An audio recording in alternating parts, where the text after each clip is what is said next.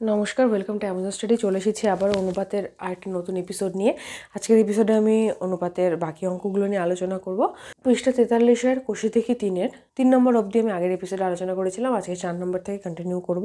আর এই অঙ্কগুলো আমি দেখিয়েছি পশ্চিমবঙ্গ মধ্যশিক্ষা পর্ষদ প্রণীত সপ্তম শ্রেণী গণিত প্রভা অঙ্ক বই থেকে।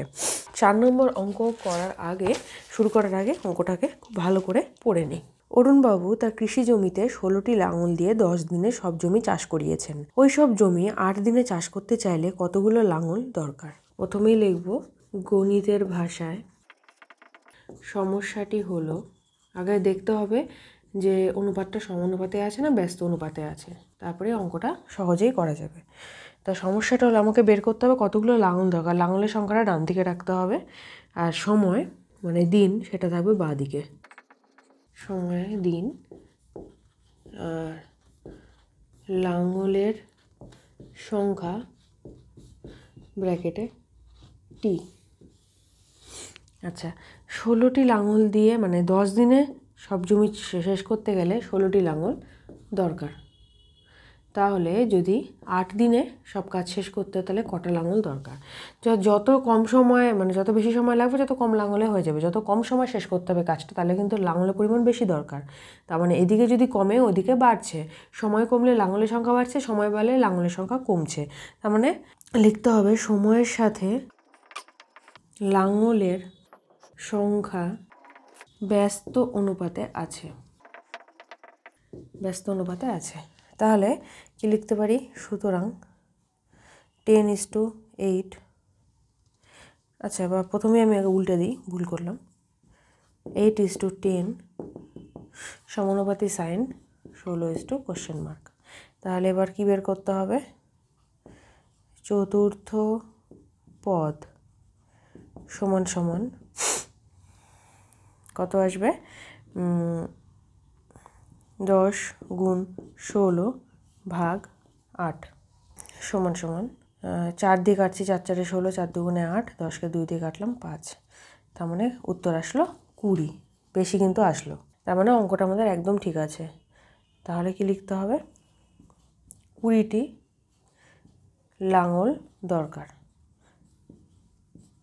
কিছু না, একটু যুক্তি দিয়ে বিচার করলে কিন্তু অঙ্কগুলো খুব সহজে করা যায়। চলে যাচ্ছে 5 নম্বর অঙ্কে। একটি বন্যাত্রাণ শিবিরে 4000 জনের 190 দিনের খাবার মজুদ আছে। 30 দিন পর 800 জন অন্যত্র চলে গেলেন। যারা রয়ে গেলেন অবশিষ্ট খাদ্যে তাদের আর কতদিন চলবে? আচ্ছা, এবার গণিতের ভাষার সমস্যাটি হলো, এদিকে হবে লোক সংখ্যা আর ডান দিকে লিখতে হবে ব্র্যাকেটের জন, আর ডান দিকে হবে সময় ব্র্যাকেটে দিন। প্রথমে কি আছে? 4000 জনের খাবার মজুদ আছে। 30 দিন বাদ দিয়ে আমি করছি, যেহেতু 30 দিন পর, তাহলে 4000 জনের 190 রয়েছে। 190 বিয়োগ 30, 160 দিনের খাবার মজুদ আছে। এবার 4000 জনের থেকে 800 জন অন্যত্র চলে গেল। বিয়োগ 800, 4000 থেকে বিয়োগ 800 থাকলো 3200। তাহলে 3200 জনের এবার খাদ্যে কতদিন চলবে? তাহলে কি আছে? প্রথমে লোক সংখ্যা ছিল 4000, তখন 160 দিন চলছিল। এবার লোক সংখ্যা হয়ে গেল 3200। তাহলে কতদিন চলবে? যত লোক সংখ্যা বেশি হবে তত খাদ্যে কম দিন চলবে, যত লোক সংখ্যাটা কমতে থাকবে তত কিন্তু খাবারটা বেশি দিন যাবে। তার মানে বাঁ দিকটা যত কমছে ডান দিকটা তত বাড়ছে। তাহলে কি লিখব? লোক সংখ্যার সাথে সময় ব্যস্ত অনুপাতে আছে। তার মানে উল্টে যাবে অনুপাতটা, 3200:4000 সমানুপাতি সাইন 160:? সুতরাং চতুর্থ পদ সমান সমান 160 গুণন 4000 ভাগ 3200। একটা শূন্য কাটলাম, 160 দুগুণে 320, এখানে পড়ে থাকলো 200। 160-এর থেকে বেশি, তার মানে উত্তরটা একদম ঠিক আছে। আর যেটা বলেছিলাম তাই, কম লোক হলে বেশি দিন খাদ্যে চলবে। তাহলে অবশিষ্ট খাদ্যে তাদের আর 200 দিন চলবে। চলে যাচ্ছে এবার 5 নম্বর অঙ্কে। সব অঙ্কগুলো কিন্তু একই ধরনের যুক্তিযুক্ত অঙ্ক, যুক্তি দিয়ে বিচার করেই সহজেই করা যায়। 3টি ছাতা বা একটি চেয়ারের দাম 600 টাকা। 2টো ছাতা ও 2টো চেয়ারের দাম কত হবে? এখানে কিন্তু অঙ্কটা ছোট, কিন্তু দেখতে ছোট, কিন্তু দুটো কাজ করতে হবে। একবার ছাতার দাম হিসাব করতে হবে, 3টে ছাতার থেকে 2টো ছাতার দাম বের করতে হবে, আবার একটা চেয়ারের দামের থেকে 2টো চেয়ারের দাম বের করতে হবে। গণিত ভাষার সমস্যাটি হলো, এখানে হবে ছাতার সংখ্যা ব্র্যাকেটে টি, ছাতার দাম হবে ডান দিকে, যেটা হলো টাকা। 3টে ছাতার দাম 600 টাকা।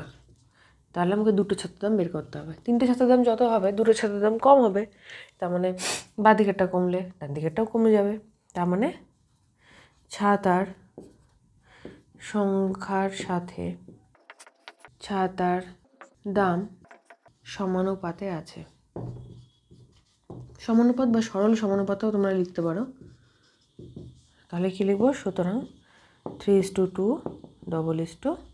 600 সুতরাং চতুর্থ পদ কি আসবে? সমান সমান 600 গুণন 2/3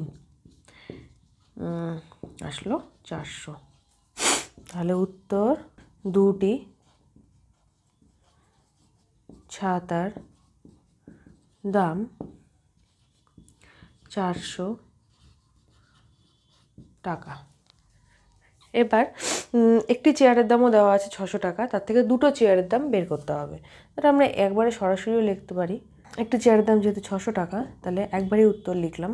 উত্তর 2টো চেয়ারের দাম। তোমরা চাইলে ঐকিক নিয়মও করতে পারো, কিন্তু এটা যেহেতু ছোট সমাধান তাই মুখে মুখে আমি করছি। 2টো চেয়ারের দাম, একটা চেয়ারের দাম 600 টাকা হলে 2টো চেয়ারের দাম হবে 1200। আজকের এপিসোডে আমি এই অঙ্কগুলো নিয়ে আলোচনা করলাম। নেক্সট এপিসোডে আমি আরও যে বাকি অঙ্কগুলো রয়েছে সেগুলো নিয়ে আলোচনা করব। তাই অবশ্যই চ্যানেলটি লাইক এবং সাবস্ক্রাইব করো। আজকের ভিডিওটি কেমন লাগলো সেটা অবশ্যই কমেন্ট করে জানিও। সাথে থাকো, দেখতে থাকো অ্যামাজন স্টাডি।